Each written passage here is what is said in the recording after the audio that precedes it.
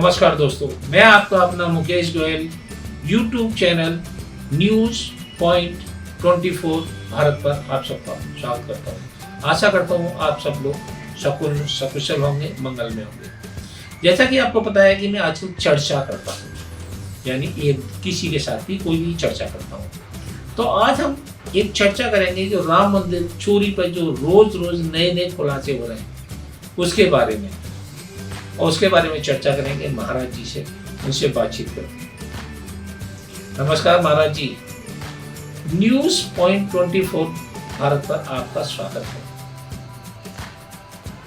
महाराज जी, आप इस चंदा चोरी के बारे में आपको कब पता चला, कैसे पता चला, उसके बारे में आप हमें कुछ बताइए। अभी जब न्यूज में चर्चा चली तो वो परिवार हमसे मैसेज किया, संपर्क किया कि गुरुजी हम लोगों ने जो भेंट दिया था उसका क्या हुआ।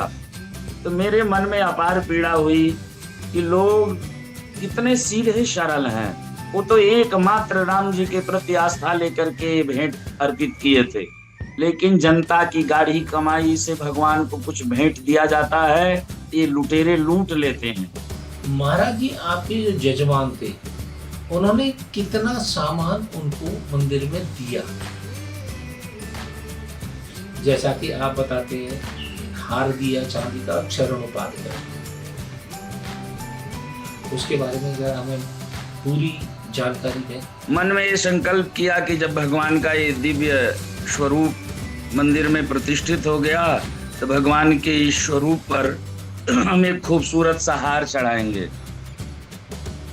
उन्होंने बड़े शौक से खूब सुंदर हार बनवाया जिसमें 12 ज्योतिर्लिंग खूब अच्छी आकृति, स्पष्ट आकृति में उकेरा गया, उसमें महीन कारीगरी हुई, और साथ में एक चरण पादुका, भगवान के दोनों चरणों के चरण पादुका जिसमें 64 चिन्ह थे, इस तरह के चरण पादुका।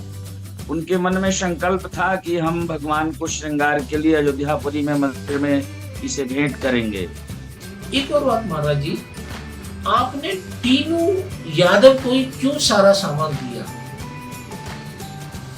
और उसकी आपने रसीद क्यों नहीं दी? क्या मंदिर में और कोई शख्स नहीं था जिसको आप सामान दें और रसीद लें? मंदिर अंदर जो है परिसर में सारा प्रभाव टिन्नू का ही था। टिन्नू को इतना ओपन दे दिया गया था, उनको इतनी शक्ति दे दी गई थी कि जिसे चाहे यदि 100 आदमी को भी प्रवेश कराना है तो टिन्नू के एक फोन कॉल पर 100 आदमी को प्रवेश मिल जाता था। सारे लोग खड़े होकर के अपनी अपनी भेंट सामग्रियां देते हैं, हम लोग भी वहां से खड़े होकर के टिन्नू यादव के हाथ में हार और चरण पादुका, वस्त्र और अन्य श्रृंगार सामग्री, दान दक्षिणा जो कुछ था उसे सौंप दिया। उन्होंने पुजारी को दे दिया। पुजारी ने क्षण भर के लिए भगवान के सामने पैकेट बंद ही उस सामग्री को रख दिया, और उन्होंने फिर हम लोगों को प्रसाद दे दिया कि अब आप लोग जाइए, बाद में इन आभूषणों का जांच पड़ताल होगा, फिर आपको दान की रसीद मिलेगी, और जिस दिन ये मंदिर में भगवान को श्रृंगार में सजाया जाएगा उसकी सूचना आपको दे दी जाएगी, उसका फोटो आपको दे दिया जाएगा। तो 8 महीने से अधिक बीत गए, ये परिवार इंतजार करता रहा। हम भी बीच बीच में इनको टोकते रहे कि भैया हमें रसीद नहीं मिली, हमें कोई फोटो नहीं मिला। उस परिवार की एक इच्छा तो पूरी कर दो। और टिन्नू ने, मंदिर प्रशासन ने न तो उन्हें भेंट की कोई दान की रसीद दी और न तो उन्होंने एक फोटो दिया कि चलो तुम अपने पूजा घर में इस फोटो को रख लेना। आपने बताया 29 अक्टूबर 2025 को आपने सामान दिया था।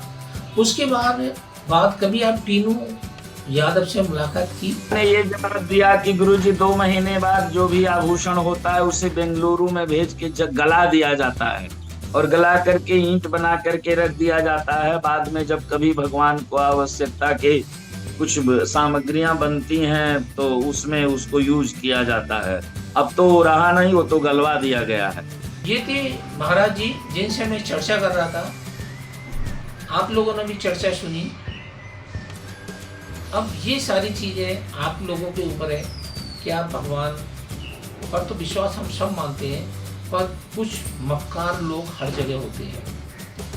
उन मक्कार लोगों की वजह हमारे देश विदेश में हमारे राम जन्मभूमि की प्रतिष्ठा पर एक गंदा धब्बा या गंदा दाग लग गया है।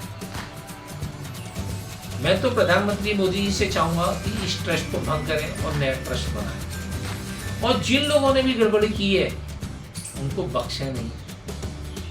एक हिंदू का पैसा, चाहे वो 1 पैसा है या 1 करोड़ कीमती है।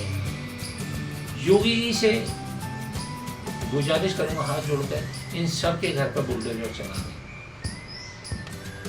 बाकी आप लोगों की क्या राय है मुझे कमेंट में बताएं। आशा करता हूँ ये मेरी चर्चा आप लोगों को पसंद आई होगी।